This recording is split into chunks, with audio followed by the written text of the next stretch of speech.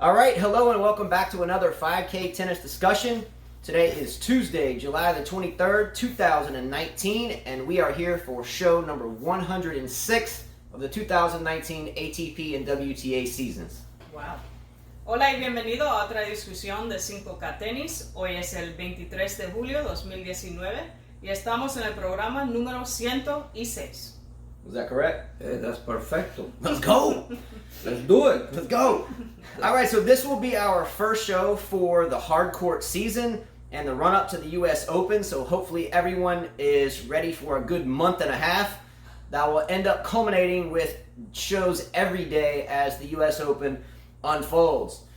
Please like, share, and subscribe to our channel, and you can catch up with us on Facebook, on Instagram, on Facebook, as well as on Twitter and by email, and all those links are accessible in the expanded description field, which you can open up by clicking the down arrow to the next of the title or next to the title on a mobile device, laptop, etc. So Carla and I haven't done a show in a week or so we have a special guest here today to help us knock the rust off. You know, kind of in tennis, you don't play for a while, you get a little rust on you. So we have the one, the only Nathan Mora, which is Carla's father, here. So this should be a fun show. Great tennis player, great coach. Has been solidly behind Carla's game since she was an itty bitty thing. So we appreciate that, Nathan, because working with this girl can be downright difficult. All right? So we look forward to this show, so let's jump right in. We have a lot to talk about. So as we start this show, I want to mention the tennis racket we are going to be giving away for this year's U.S. Open. It is a YTEX V-Core 97. I spent the better part of the day yesterday stringing it, hitting with it, and I put a new foundation grip on it, and I put a new overgrip on it, and it hit pretty well. So I enjoyed it. So that is the racket we're going to be giving away for the U.S. Open. So the last 3 or 4 majors, we've given away multiple tennis rackets, and because of the big three, that is Nadal, Djokovic, Federer, it seems like the past few majors, a lot of people will pick, Djokovic, Federer, or Djokovic, Nadal, which makes the racket a little too easy to win when there are a couple $100 rackets on the table. So there will be a slight shift in those rules, and we'll expand further on that as we move forward towards the U.S. Open. I don't want to eat up a lot of Nathan's time talking about a tennis racket.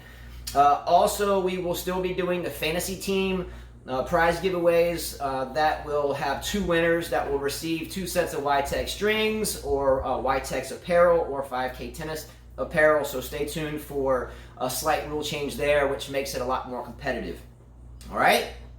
All right, but before we start, I want to thank the viewer that sent me this pretty bracelet, anonymous, didn't put her name. Thank you very much. Very sweet. And also, too, I think, I don't know, make sure to speak loud because we have this I'm sure they heard and me. we're further away from the I'm camera. sure you guys hear me. He always says that. All right, just being safe. Just being safe. Let's go. Let's go. See? He knows what's up. All right, so we're going to start this show with the topic. As we always start every whatever major it is discussions. We always talk about our favorites to win the tournament and some dark horses or long shots that we think may have a chance to make some noise at each tournament. So let's just start right there. So let's start, ladies first. Let's start by asking Carla who she thinks, as we are now a month and a half away from the U.S. Open, who her favorites are to win it. Why, and some people that are on the outside looking in. I mean, I think obviously everybody's going to pick Nadal, Djokovic, or Federer. I haven't picked my winner this year. I'm not sure. I'm hoping that a dark horse wins. I'm hoping to see somebody new, Tsitsipas, maybe Wawrinka. I think he's won the U.S. Open before. I can't pick one of the 3 guys, honestly. I'm not sure about it. The U.S. Open, to me, could be a fairy tale for any of the male players. I mean, this is a slam where it's grinding, it's hot, you've got the fans against you, or the fans for you. So I cannot pick, and I will not pick one until I see how the hardcourt season goes for the men. I don't see how she cannot pick a favorite at this point at all. I'm not going to pick Djokovic, you know that already. I can't pick Nadal because he's questionable, and Federer, well, he's a little bit older. I don't know that he hasn't won a U.S. Open in a while, has he? Federer? When's the last It's time? been a long time. I think he won his last. So I can't I think pick it was one of the 2008 because he beat in 2007 he beat Djokovic in straight sets. Yes, that's right, Djokovic fans. He beat Federer. I was there. Or excuse me, Federer beat Djokovic. I was there in 2007 at the U.S. Open. And then he won again the following year against Murray. I was there again and dismantled him even worse. Right. So I think his last U.S. Open win was 2008. I think. I just can't pick one. I'm not going to pick Nadal, even though I'm his, I love Nadal. I just can't on this hard court. And I think Wayne Chi had sent us a message that none of the U.S. Open champs have been able to repeat. We've had a different U.S. Open champ every year. So you're not going to pick any favorite Not right now yet. for the U.S. Open? No. You're not going to pick any dark horses that I'll you think pick have a Wawrinka. chance? Wawrinka? Yeah, I love Wawrinka's game. And I think that he could beat Djokovic. He could, maybe Federer not because it's in his head, but he could beat Nadal. It all depends how his draw comes out. And I'm hoping Tsitsipas does something. All right, so we'll get to the women's in a minute, but next we're going to shift over to Nathan and let's see what Nathan's thoughts are on the U.S. Open. Again, you're our guest today, Nathan. Speak at will as long as you wish. This is your show. Oh, thank you guys for having me here. But the question about the U.S. Open, I will say that I'm tired of seeing Nadal. I'm tired of seeing Federer. I'm tired to see the Joker. So you know what I mean. It's about time that we have new faces. I'm tired of seeing Zarina. Thanks a lot that she's not winning anymore. I'm sorry, you already won a lot. But you know, let's have new faces. Because tennis is like football, you know what I mean? It's like soccer. You know, you don't want to see Germany and Brazil all the time winning the finals, you know what I mean? So it's about time that we see a new face. I think probably Carlos right. Tsitsipas will be a good candidate, even though, you know, he has a few, you know, ups and downs in there he have to correct. And you have this guy from Canada. If he Which one? Shapovalov? Shapovalov. I like his game, one-handed backhand. I love that. I don't like two-handed backhand on a man. I like the women's is okay, but man, you know. And when you see a guy hitting the hard ball like he does, I think I can appreciate that game. Even though the guy needs a good guidance, he needs a better coach. I don't know what's going on with him, but he has a potential. And like I say, Nadal, hey man, you already have how many? 16? He's got 18 slams total. 18. That's a lot. That's a lot, man. Yeah. And the Joker is behind him, and Federer, listen, buddy, you're the greatest. Nobody's gonna take that away from you. But it's about time that you say ciao and let the new generation start picking up. Sure. There's nothing he can prove. He already, how many Wimbledon? 7? Who? Federer? Yeah. 8. 8. My God. But this guy is great, man. So that's it. Amen. Just do like Sampras did. Hand the gloves. Thank you very much. It's been nice watching you playing the game. It's time for a new generation. The Three Stooges gotta go. I believe that we need a new generation. So here's a quick question. Nathan is a longtime player and coach for a very long time and have been around the game at very high levels. You mentioned Tsitsipas. He has maybe a couple things he could correct. What is one thing you think he could correct, at least to start to work on? I believe he has to control his mind. I think sometimes he's trying to do it so fast. He has to do it a la Federer, you know. When Federer is against the wall, he somehow he comes back around and wins. Even though he didn't do it in Wimbledon, he had the climb by the rope, by the throw, and he didn't finish it. But anyways, he needs to control his emotions, and I know he has one beautiful one-handed backhand. That's what I love about the guy, and he has potential. I believe he beat Federer once, and he beat Nadal the other day, isn't it? So I believe that he has potential. And like Wawrinka, I love his game, but I think Wawrinka is, I don't know, sometimes he's wandering in the woods. He's about to win, all of a sudden he loses. And then he's not steady like he used to be. Somehow his brains, he doesn't believe that he can win again. I believe so. He needs somebody. Sometimes coaching people is not just teaching how to play the game. Sometimes coaching is about a mental game. It's about control your emotions and be a thinker. What do you think about Thiem? Oh man, beautiful game. But like I say, he needs to be hungry. It's not hungry enough in order to win a big one. He was so close last time at the French Open. But Twice. He made two French. well, let me tell you something. Nadal is the master of disaster in Paris and clay. And to beat him, Yeah, like it happens to him with this guy Robin. Soderling? Soderling, yeah. I think he had a hiccup that day. He's not that Robin beat him. I think, he had a hiccup and that was it. But after that, he came back next year and he toyed with him. So, But going back to TM, I believe TM has potential, but he needs a mental game. He needs to believe in himself that he can beat anybody. So I completely agree with Nathan on Tsitsipas. We have spoken about this at length, or at least I have on this show, and I've gotten hammered by quite a few viewers for it. And I know there's a couple viewers out there that would agree exactly with what Nathan said. And I think our terms for it on previous shows for Tsitsipas was that he was a little too spastic. He didn't kind of control his emotions on the court, going for too much too soon, being less patient.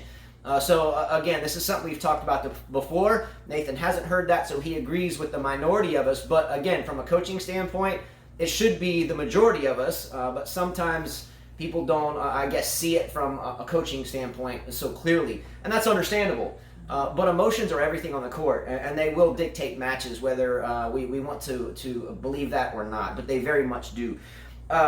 As far as the Canadian Shapovalov, I disagree with both of you there. I know you're a big Shapovalov fan, and I agree that he has a nice game. But I don't find it very nice. I find it kind of ugly in a way. I think he opens up too much on the one-hander. I think when we train our kids, and all of our kids hit with one hand, I think we try to stay closed a little bit more and not spin so far open. I think the game has changed, so everything changes. We didn't hit with open stance before, and now that's all they do. So I think the game changes. Yeah, I think the game is different. It's still changing. It's changing. So I think that you could hit a one-handed backhand now open. I'm sorry to disagree with you. All right, so Nathan, at this point right now, would you list your favorite on the men's side to win the U.S. Open? Could you right now? I believe the Joker's gonna win it. Let's be realistic here, because the guy he's tailing the two greatest players, which is Federer and Nadal, and I believe that in history he's gonna be remember as one of the greatest. Or if he passes Federer, he could be the greatest. He could be the greatest. Yeah. All right, so for me, for my favorites for the U.S. Open and some dark horses on the outside looking in, for me, the big three on the men's side are all the favorites, and anyone outside of the big three are all long shots. Yeah. Here's a question. Here's a poll question in a sense. Do the big three? Let me rephrase that. Have the big three winning majors after majors after majors and after majors? Has that caused men's tennis to become better? Or has it caused tennis to be more mundane or trivial or more of the same old same? I think Nathan just basically stated that it was more of the same old same, and it's time to see new faces. I think you would agree with that. I'm a very partial and biased Federer fan, so it's hard for me to not want to see Federer win more. But I think Nathan said it perfectly. Let's hope to see maybe a fresh face of the Open, and maybe that would be better for the game. But what are your thoughts on that? So obviously my favorites to win it are the big three. I agree with Nathan a trillion %. I think right now, Novak Djokovic is the favorite to win the U.S. Open. However, I have come across articles, and we should all know at this point in time in 2019 that most articles that we read are hocus pocus and biased and paid off for some writer to read them for someone else's gains. In other words, it's usually WOOGUS. You know my acronym WOOGUS? It's called rumors. And if you don't know what WOOGUS is, WOOGUS. Yeah, I know. Okay, so who gives a blank? But I have come across multiple articles after Djokovic has won Wimbledon, indicating that he may be in a personal battle with his personal life, maybe with his wife or whatever. That's not my business, and we're not going to talk about it on this show. These are the type things, though, that can hamper emotions, as he was indicating about Tsitsipas being spastic, etc. We all have our emotions, and this is the one type thing that will cause someone to lose training focus as we get ready for another major. So as long as Djokovic is mentally fit, emotionally fit, I think he's the favorite. I believe so. And Nadal, Nadal is questionable, like my daughter says, because on clay he's unbeatable. But you saw the Wimbledon showdown that he looked good, and all of a sudden the maestro beat him. Yeah. And I believe that by losing to him, you gotta give credit to Federer, because it's not easy to beat Nadal, but Nadal haven't won Wimbledon. When the last time he did it? Nadal won Wimbledon, I think, what, 2000 I know he beat Federer in 08, and then he won it again, I think, 2 years later in 2010, maybe? Yes. You have to check that. If you have your phone, you can check it. And that's it. And I think Nadal, like I said before, the French Open is nobody can touch him. But next year, I don't know. Next year, we might be surprised that we're gonna have a new king. You know what I mean? What about the women's? All right, so the women's is a different story. 2010. But yeah, 2010 is when I think Nadal pulled off the U.S. Open that year as well. He was looking much more bulky then. Nadal went to a point where he was just your normal tennis player build to a really swole. He won in 2010 also. Yeah. And he won the French Open 2010, so he won 3 slams that year. He was looking like Hulk Hogan that year. He was looking really swole. I know there was some conspiracy theories about what is he doing to get that big during the 2010 time frame, and then he went away for a year during that conspiracy theory type scenario and came back a little thinner, but still has continued to win majors. Yeah. But real quickly, I do have some dark horses on the men's side, whereas I think you guys had a couple, but I actually have a significant little list, and I'll just roll right through it. By the way, just a parting thought on the big three. If you are a huge fan of any one of the big three, you're going to want one of those big three to win again, and you will like the constant winning of these majors by these players. However, I think if you're a lifetime student of the game, a coach, and you've helped develop or watch other players develop, you like to see new faces, because you know it's important for their teams and their families to have some payoffs for all their hard work. Not only that, these 3 guys are going to leave. We're going to have to love somebody new. I mean, what, you're just going to stop watching tennis because the 3 are done? So well, you have to have new players. You got to remember where Sampras hung the gloves. I love Sampras too. He beat Agassi in the final, beautiful final in US 2000, Open, yeah. US Open, and he was smart enough to say, enough is enough. I got to enjoy my family. Mm-hmm. Now let's other people carry the torch. And he came Federer. Yeah. And then Federer, nobody can beat till Nadal. And then obviously the Joker. Yeah. So now it's time. It's time. For it's a definitely new time. player. And then we always hear that Federer and Nadal were only good because they only beat schmucks in here. So everyone, the only reason they won slams is because they played of schmucks. Again, I don't know where most of the fans were when they say that they were playing schmucks, but I know a lot of the players that we followed since we were kids were never schmucks. They were always very good players. Sometimes when we're a fan of one player and one player only, we don't even know who existed before. And remember those players. that Djokovic in the beginning of his career would cry a lot. He would quit matches. He was and not Federer healthy. used to own Djokovic too. Let's not forget that. And he was younger. Like I said, mental. He became somebody injected a doses of being mentally strong, and that's what he did, and that's why he's winning. I mean, he lost. He looked bad at Wimbledon. He did look bad. I mean, all of a sudden I said, man, I went to grab me a beer. I said, okay, match point, bingo. We got this guy with 9. It's over. It's over. All of a sudden, we are in another tiebreaker, and you know tiebreakers. Yeah, we knew that tiebreaker was done. Yeah. And you know what I mean. But the guy was, like I say, his brain was there. He never collapsed. He never looked like, oh my God, I'm gonna lose. No. He looked positive, and that's what you gotta inject to this new generation. Yeah. You can beat anybody. Nobody's invincible. Let me tell you. Exactly.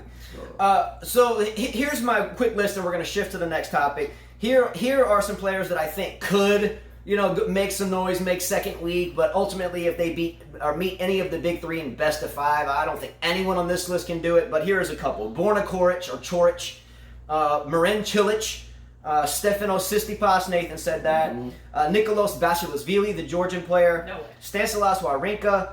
Don't forget about Milos Raonic, as long as he can stay healthy. And don't forget about this Chilean player, Nicolas Jarry. No way. So watch out for him as well. I think Let me ask you a question. I'm sorry to interrupt you. What okay. happened to Delpo?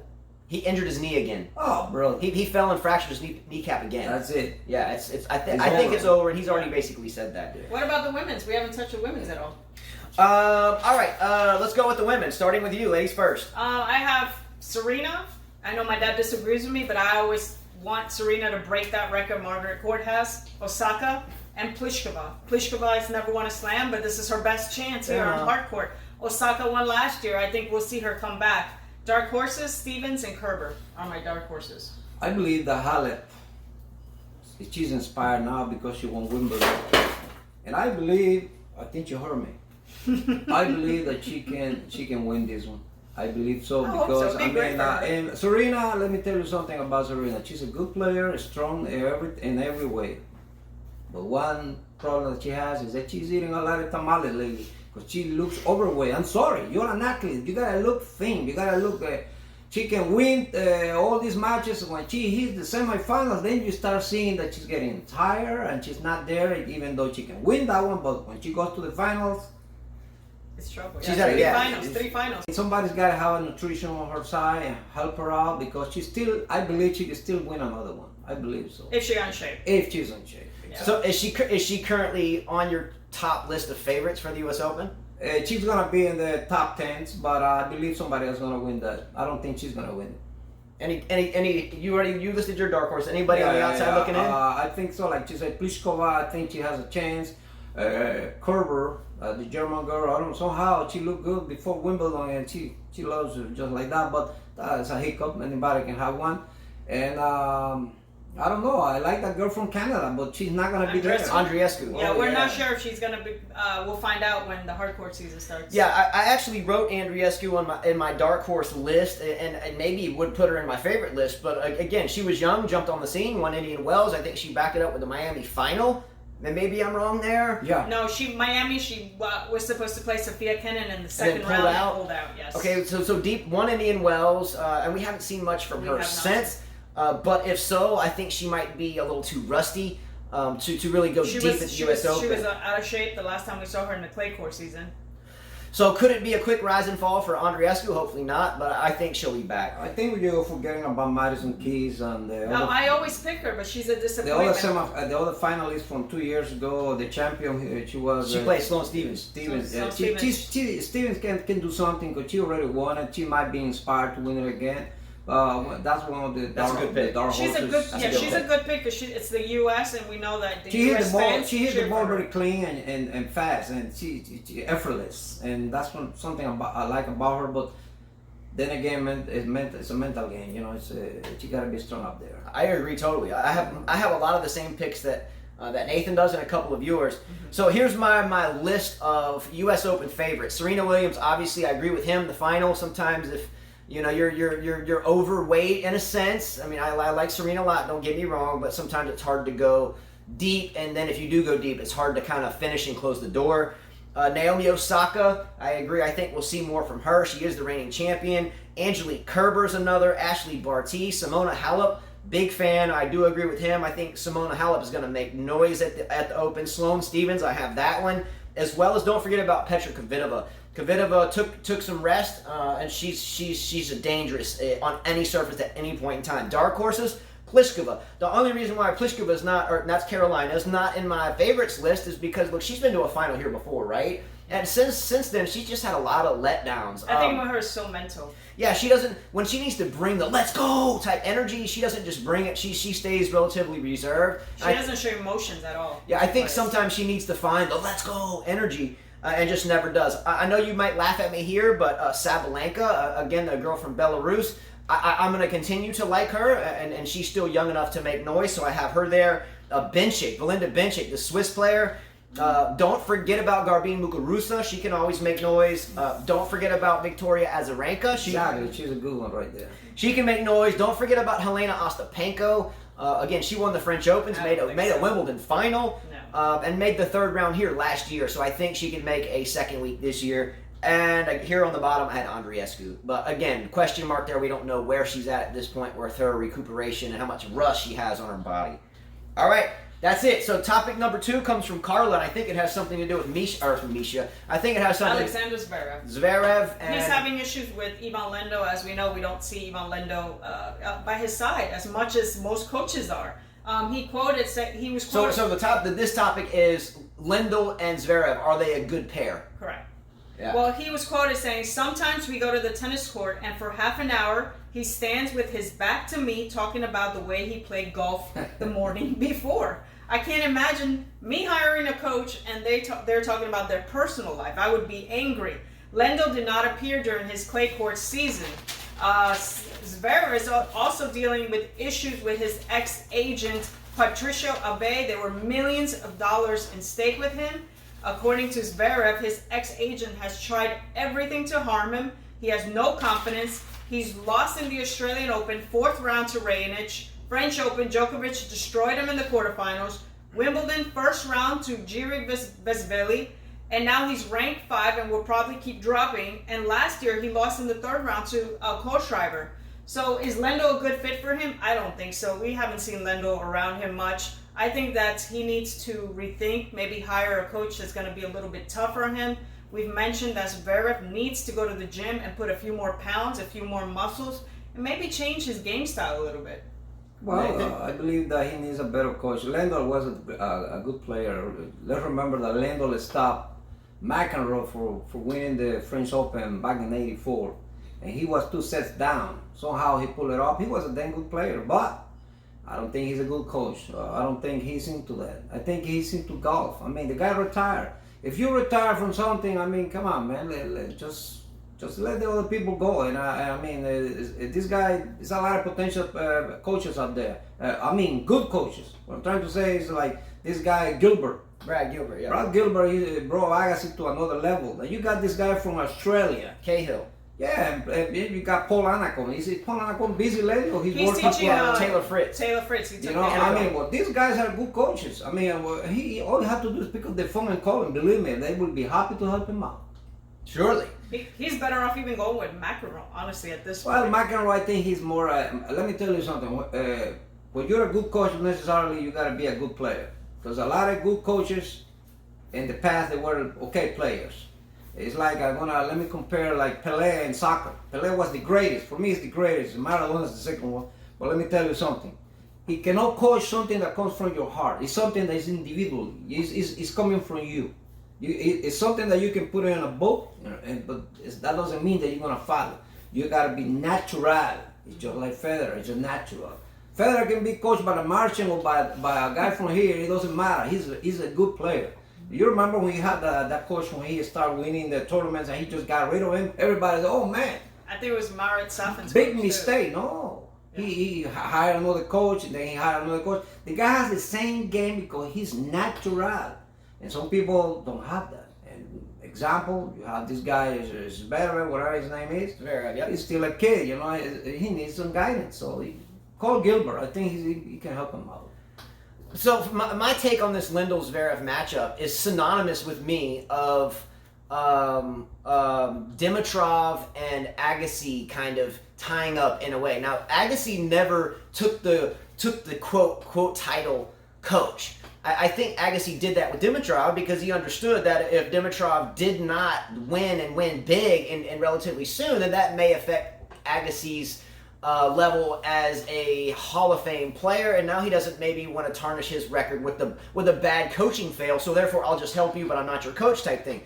I think here with Lendl, it might be some of the same. I think one has to be a little naive to think at this point that Zverev is going to finally win a major and crack through. Carl is totally right. It does not seem his fitness in terms of gaining some strength has ever blossomed. I think he's still a little boyish in tactics. I think He looks like a stick when I see him. I think everyone learned his game, and he never tried to learn more tools. So I think in his toolbox, he has a screwdriver and a hammer. That's it. He doesn't have a saw or a socket wrench or anything. So if he wants to fix the roof, he's stuck with a screwdriver and a saw and doesn't have any other tools. And I think other people know that. I think Lendl understands that in a way, and maybe just wants to distance himself from a coaching failure. So that's just my opinion on it. You guys can opinionate on that as well. I don't think it's a good fit. I don't think Lendl cares. I don't think any coach is going to be a great fit for Zverev until he grows up and starts hitting the gym and becoming a more tough guy out there. You know, he's too boyish. I believe that just because you grab a legend doesn't matter. That is going to make you a better player. It's coming from your heart. You got to make that happen. The coach can tell you anything, the best advice that you can find. But if you don't follow, if you don't have it in your heart, champions are not made. I think they are born. I agree. Yeah. So comment on that below. The next topic number 3. We're moving through the show pretty good. So we're doing really well. Topic number 3 is a fun one in a sense. So one of our good friends, fellow tennis players, a family friend, Dave Raines, who is in the Ohio area near Cincinnati, visited us not terribly long ago. We played a lot of tennis. He's actually been here twice to play tennis with us. and he heard the story about how 3 times. 3 times. So he heard the story about how Carla and I met, and then the first time Nathan and I met, and it was kind of comical. He was laughing about it, so he asked us to just discuss it real quick. We won't spend a lot of time here, but I'll give you my side of the story and how I remember it. You know, we remember things, and then, you know, we kind of create our own history. You know, it's what us human beings do. So my side of it may be much different than the truth, but I'll tell you how it is stapled into my mind. So Carla and I had been together for a little while, and she was playing at a tennis tournament in Mobile, Alabama. It was called the Turkey Day Classic, if I remember correctly. I played the same tournament 10 years prior and won it, but this was 10 years later. I was long out of competitive tournament playing, and she was still playing. So we go to a tournament, and I remember the first time I met Nathan, I gave him an original Pro Staff Wilson racket, and he was playing doubles with his son Jonathan, who is just a fantastic tennis player. So not only Carla plays, but Jonathan does as well, his son, and is a really good player. So I gave him this racket. You know, I had this racket, and he goes out and is playing a doubles match with his son, and they lost the doubles match. So I was so mad that day. He broke my racket. I gave him my gift. I gave him a gift, and that thing came off the court in pieces, smash. So that was kind of the, you know what, I mean, I still thought it was comical. I wasn't like scared about it. I mean, I've been around tennis since I was 2. I mean, I've seen rackets be punished my entire life, so no big deal, whatever, it happens. I don't do it anymore. So I remember Carla had a was it a final or a semifinal match where the girl came out of the limousine all decked out. I think it was our final match. I think, yeah. Match. So Carla was playing a final doubles match. Sonia was my partner there. Yeah, and so Carla and Nathan, or myself and Nathan were on the sidelines watching Carla come out to the court. So here, picture this. Carla comes out onto the court with an old tennis skirt that she's had for like 10 years, a beat-up shirt with stains on it. No, it was matching. It was matching, but it was old. It was a dingy old. Anyway, I'm laying the context of this out because it was quite comical. So she comes out with, like, you know, one tennis racket in this hand, you know, another one in case she needs it in this hand, no bag, plain Jane. You did have beat up shoes on. I did. The shoes they were Prince beat up shoes. Yeah, they were rough. The shoes were rough. So she walks out on court ready to play. She was a warrior. She was a warrior. So her opponent shows up, you know, fashionably late, and pulls up in a limousine. She gets out of the car. They roll out red carpet. I kid you. They had red carpet. Red carpet, headphones on. It looked like a Serena Williams lookalike. I mean, identical, but she was like 18. So she gets out of the car, and she's like asking people for this, you know, her, you know, family, whatever. Can I have the water? Give me this towel. Like, she's just ready to win. Fast forward to the roll-up of the red carpet, and girl gets on the court. Carla destroys them 0-0. No, it wasn't 0-0. Wasn't it 0-0? No, we had a hard time on the first set, and then I said, you know what? Let's aim for her. And we did aim for her. And that was about it. Yeah. By the way, I told my dad to leave that match. Yeah, he got mad. He was like, what are you doing? Yeah. So I told him, can you go? And he left. Hey, what can I tell you? He watched from far away, and we won the second set easily. And so you won the but tournament. we aimed for her. So we won the tournament. Yeah. So during the day, I meet the guy. He smashes the racket. We go. He gets mad. She tells him to go. But I understand this too because my dad did the same thing. Except my dad would throw chairs and be kicked out of the tournament. So I knew this was a good situation because I grew up in the same situation, right? So I'm not going to get into what my dad did. That's not what the question is. But there was multiple times where he'd get the bleachers, lift them up, and throw them into the fence. Well, not bleachers, but there would be chairs. That was the wrong word. I just thought off the fly. There'd be chairs. He'd throw the chairs. You know, it would be kind of. But that's what coaches do. That's what can't do that nowadays. Well, that's what our dads do. And there's never a time looking back where I don't admire and respect that. Because guess what? It gets your emotions rattled up. It gets you focused real quick. It gets you thinking real quick. But anyway, that's not the story. So after the match, we go to a pizza place. Mm-hmm. And it was myself, it was you, it was another family friend, Kenny Daughtry. What's up, Kenny? And this guy, and Jonathan. Mm-hmm. So it was 5 of us. Mm-hmm. And we sit down at the pizza table or whatever you want to call it, and all of a sudden I get, come here, boy, let's go outside. Let's go outside. Anyway, I get the whole, you know, what are you doing with my daughter? Are you crazy? This girl tough, man. What can you deal with that? Anyway, fast forward it now. Hey, I'm trying to make sure that you really know what you got into. Let's go. Anyway, but that's how it went down. I had an audience in the window. I think they were all laughing about the situation, but I didn't mean no harm. I mean, I want to make sure that you really love my daughter, and you do. Let's get down. I like that. Yeah, and so it was a really good day looking back, because when you meet someone else that you're involved with, and then you realize their whole family are just the same way yours is, just at a different place in time where we grew up, it was quite amazing to me. But that's how it went down. It was a theatrical day, rackets breaking, limousines pulling up, Carla destroying some opponents, and then the pizza place. So it was a pretty good day, but that's how it went down. All right? Ready to move forward? Yes. All right, topic number 5. This is for Nathan. Okay, here we go. Nathan, real quickly, what is the best moment that you remember with Carla playing tennis or tournament, match, practice, whatever, and you on the sidelines? The best time is when they told me to leave because she was playing against a boy. She was 12 years old, I believe, in Brooklyn, New York. And the coach told me, get out of here, Nathan, because she's playing against 2. And he was right. And she ended up beating this boy, and I felt sorry for the little guy because he was crying after that. And somehow, I don't mean to say in this way, but somehow I felt happy. So you cannot do that. I mean, I was, you know how parents are. You remember that girl from Bosnia or whatever. Mm-hmm. She never talked to her daughter anymore. No, I talked to my daughter. That's those natural things that happen. Father wants her kids to win, and sometimes advice is that stay away from the kid, let them play, and let them be happy. So the best moment was when she beat the 12-year-old boy. What about worst moment? Oh, Give me one. we were in Long Island, and she was playing, I think, a little girl named Sadat. She's from Pakistan. I think now she's a lady. You talked to her? Yes, we still talk. And I know she could have beat her. But somehow she was pushing, and I was going nuts. I said, what you doing, man? Just go for it. Killed, And that was the time that I was mad, but, I mean, what can I tell you, Yeah. All right. Okay, so Carlo, what's the most frustrating moment you had with your dad on the court?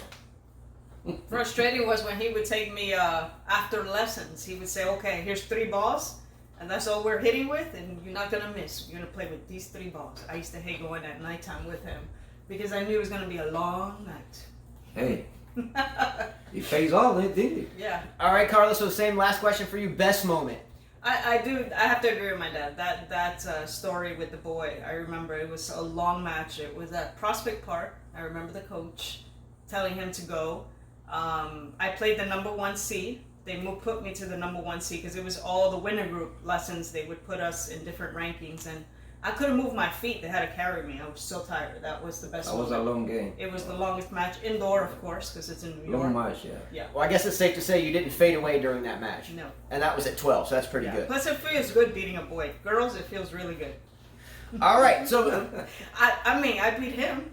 I gotta say. Wait a minute, I beat her 6-0 the other day. But then I beat him 6-1, and I won the 3rd set. Tiebreak was a tiebreaker. He didn't want to go through all 3 sets. I said, let's go 3rd set. No. But, I beat him in the tiebreaker. But When you say tiebreaker to me, it's over for him. But you cannot tell me I didn't bagel you the other day. He did bagel me, and I was I close to bageling him, and then we had 2 students watching, 2 beginners, and wow. I was so close. It was to a bagel. good match. I changed my strategy. Guys, if you play tennis, juniors out there, just because you lost the 1st set doesn't mean you're going to lose the match. Change your strategy. I was hitting the ball against him hard the 1st set. 2nd set, I said I'm going to play point by point by point, and I'm not going to give him pace. Now, can we be real about this? We went out there to play 1 set. I won 6-0. She was like, give me another one. No, we played the next Justin, one. now you're exaggerating. All right. Moving forward, that did happen, though. We did play a match the other day. It was a grueling one. I did win the first set 6-0. She won the second one 6-1 and beat me in a close tiebreaker. So you Close did. tiebreaker? You did. It was like 7-4. Well, next time you gotta record these matches. So we just have to have someone And I record beat it. him way more. Like I said, I'm Serena, he's Sharapova, hands down. We just have to have a good recorder. Our kids aren't that patient for that long. Yeah. So they start getting kind of crazy. All right, last segment of the show, real quick, is going to be 12 rapid-fire questions. Oh, no, we have one question from a viewer. Oh, go for I'm it. sorry, I forgot to mention it. And I told him I would. Wildlife One is the viewer, and I'm sure you guys heard me talk about him. His question is, with the U.S. Open coming, I have a question. Do you think Nadal will win another slam in his career besides the French Open? I think he will do some things. I think he will need to work on some things to go his way because it's a struggle for him to beat Djokovic or Federer on hard court or grass. Go with Nathan. He's got a good answer for this. Like I said, Djokovic is the strong candidate for a hardcore, but Nadal could surprise anybody, even Federer. I mean, you don't put these guys down. I mean, hey, Djokovic might have a bad day, that particular day, and there you go. You have a new champion. I mean, True. I believe Nadal. Yeah, Nadal has the potential to win another Grand Slam. Besides the French Besides Open. the French Open, yeah. All right, for me, I don't. Again, I think on any other surface, Federer or Djokovic will be the player to watch out for. Again, though, every dog has their day, and that's just the way it rolls. But I do not think Nadal wins another major outside of the French. I do think he'll win the French Open again, and then maybe I think Nadal can surprise you. I just don't, and I can go on for a while about this, but I think on clay, yes, obviously. Depending on health and overall injury, etc. But I don't think. I think he has a chance. He can surprise us. You never know with Nadal. I mean, he won the U.S. Open. We didn't expect that just a few years ago. So I think it can be done. 2019, it could be like he might surprise a lot of people. But like I say, like I repeat myself, Joker is the strong candidate to win it. He's a strong candidate. So Sure. he looks sharp. He looks controlled right here in his brains. And Nadal needs a little bit of more gas into his legs because I think he's a grinder. He runs a lot, and that's just paying off. Now, I mean, he's taking a toll on him. You know what I mean? Right. But he could surprise a lot of people, even Federer.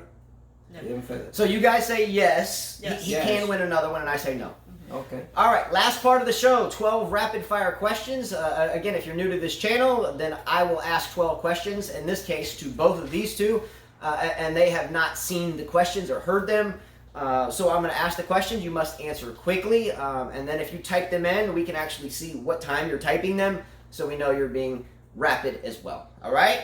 So here we go, 12 rapid fire questions. Question number one, both of you must answer quickly. Question number one. If you were forced to pick the winners of the U.S. Open right now, no matter what, on the men's and women's sides, who would they be? Carla? I'll go with Nadal and Serena. Nathan? I'll go with Nadal and Halep. I'm going to go with Djokovic and Serena. Question number two. Who goes farther at the U.S. Open? A. Borna Coric. B. Stefanos Tsitsipas. C. Felix Auger-Aliassime. D. Coco Gauff. Or E. Amanda Anisimova. I'll go with Tsitsipas. Tsitsipas. I'm going to go with Borna Coric. Coric, by the way. Coric. Question number three. True or false? I want to see a new U.S. Open champion or winners this year. Sure. True. Go Federer, but true still. Question number four. When I want to relax, the first thing I like to do is what? Take off my shoes. I don't know. Hey, hit a few shots, hit a few balls. Yeah, I'm with him. That's not relaxing time for me. It is for me. That relaxes me. It relaxes me. It relaxes me. Because I stay amped up just every day, just sitting. That's just me. See, I just think that a part of life. So I don't really think that's relaxing. Tennis is just a part of life. I do it every day. No, I agree with you there. Totally. That was my answer. I wrote it down. Even though I live life fast mind, fast talk, fast moving, that's just the way I'm wired. When I'm on the tennis court, everything slows down. Exactly. For me. Everything slows You're down. in another dimension. Yeah, it's my time, business time, and I have no friends out there. It's just me against myself. That's the way it rolls. That's true. All right, question number 5. Would it be beneficial to tennis to have a 5th major or Grand Slam tournament that used only wooden tennis rackets? Definitely. We see different champions. That I want to see. And then let me tell you something. Who's going to be the winner on that one? Federer. Because he's a classics player. He plays tennis like the way you're supposed to play tennis. I hate this guy with 2 hands. You know, what is this thing? You know, it's like you playing baseball, professional baseball, aluminum bat. Come on, man. Let's go back to Woody. Let's go back to those days, and you'll see. That's why McEnroe was the best. Cause that Woody, oh my God, the best to watch. I mean, classic people, classic players. That's the way we need to see now. Yeah, it evens out the playing field. The power and speed of the racket is reduced. It becomes a classy, it becomes a duel, it becomes a level playing field, and the person with the best tactics wins, not just because they have the best return of serve. It comes down to the most complete game. I have a Woody in my racket bag. I hit with it the other day, and I think a lot of us hit with it. We all played very well with it. Now, we didn't have the passing shot power, but we had the technique and the touch and the feel. Control, yeah. You know, we had all the feel in the world to have a very comfortable match, and I think there should be a 5th major with it. Who would your favorites be? if there was a fifth major with Woodies. All right, question number 6. The most important aspect of tennis training is what? For example, legs, footwork, stroke production, what? Fitness. If you don't have no fitness or stamina, it's tough to be out there. This is like boxing. You have to have legs. You have to have legs. The problem with a lot of new players right now is that they don't really move those legs. And typical player that does that is Federer and Nadal. Look at those legs, right? And Djokovic, let's tell the Joker now. He learned from those two guys. We have the same brainwave. Obviously, we're all coaches. I couldn't agree more. It is about legs and footwork. Those were my answers. Question number 7. We live in a difficult world these days. Is it getting any easier? Yes or no? No, it's not. Much tougher. Much more difficult every single day. Question number 8. Our goal for this year, Carla, was to reach 1,000 subscribers, or we would not continue the show going into next year. We have come up short. Do you think that we should do another year of this show after this one? I think so. I think we'll get close by the end of the year. Oh, you go ahead. No, don't give you. I mean, you're doing a great, fantastic work, fantastic job. Go for it. So that was our goal, because if you get to, I think, 1,000, you're able to make a few dimes and nickels, literally. So we do this for free on our time. Again, thank you to YTEX Strings so very much for giving us the apparel and strings to give away. If it wasn't for them, we really wouldn't have much to give away except some of our own tennis rackets. This tennis racket does come from Gabe Perkins out there and his mother, Natasha May. So it was a donation racket, and it's a very nice one. So thank you guys for that.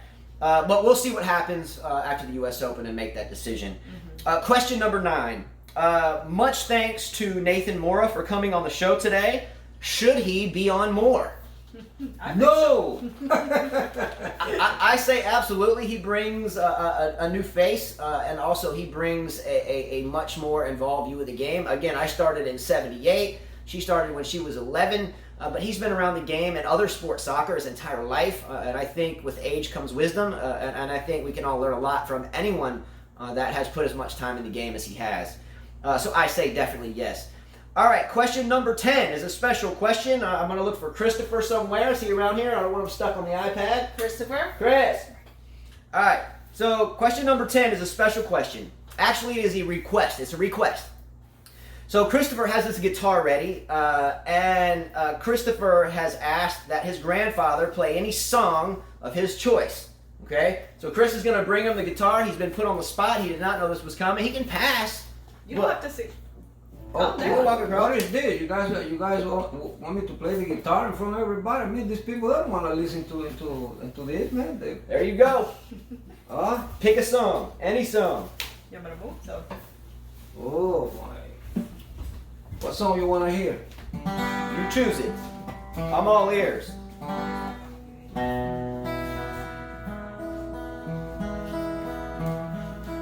Yesterday, all my troubles seem so far away. Now it's look as though they're here to stay. Oh, I believe in just today. Why she had to go, I don't know. She wouldn't say. I said something wrong, I will for yesterday.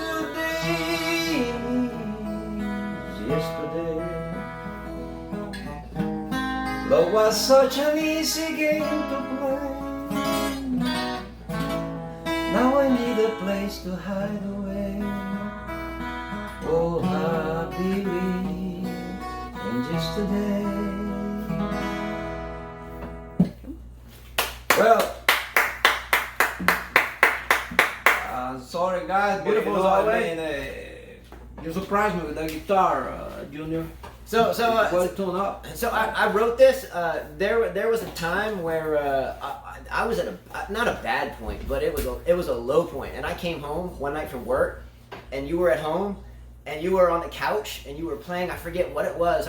It was either John Denver. It was something like that, man. And it just snapped me out of the grind of life one day. And that was a long time ago. I never told you that, but yeah, I actually recorded that. Do you remember that? Yeah. I came home and I was like, man, I'm so stressed out. You were in Montgomery. We were here, and we were working nonstop. And I came home, and I was like, wow, that was very relaxing for me. So hence why it was written. Great job. You gotta do something in life. Play tennis, play the guitar, enjoy the view up there, go to the beach, things like that. Life is short. You gotta enjoy yourself. Yes. So you gotta relax. I give that song an A+. Question number 11. 2 more questions left. Question number 11. Did everyone enjoy Nathan's song? Yes, I did. Let's You go. did? Oh, okay. I used to hear him as a Hey, I kid. got 2 fans here. I used to hear him as a kid all the time. Get some autographs in this piece. All right, question number 12. On a scale of 1 to 10, 1 being the lowest, 10 being the highest, how important are good relationships in life in relation to good overall health? 10, of course. 10, absolutely. Yeah. Pay attention to your relationships. Don't hold grudges. Sometimes we're humans. We'll keep them, but get rid of them eventually. You have to. Relationships are important. All right, so that's it, everyone. Much thanks, as always, to YTEX Strings, especially Ivor Savage, the owner, president, CEO of the company, who makes all these giveaways happen. Thanks so much to Nathan for coming in. Thanks so much to all of you. As a reminder, this is your show. We do it because you keep us involved and keep us coming back for more, and hopefully we'll do it again next year. Right now, that's open for debate with you all as well. See you all in a couple of days. Like, share, and subscribe. And again, we're not trying to bail on the show. It takes a lot of time, and sometimes time is money. And sometimes we run a little bit out of that because we put so much time into this. So that's why we want to get to 1,000. So hopefully we can make it worth our while. I'm sure we'll get there. Anyway, much love to all of you either way. Please like, share, and subscribe to our channel. And as Carla always says, Adios. adios. See you guys. Adios, amigos. Get ready for the U.S. Open. It's begun.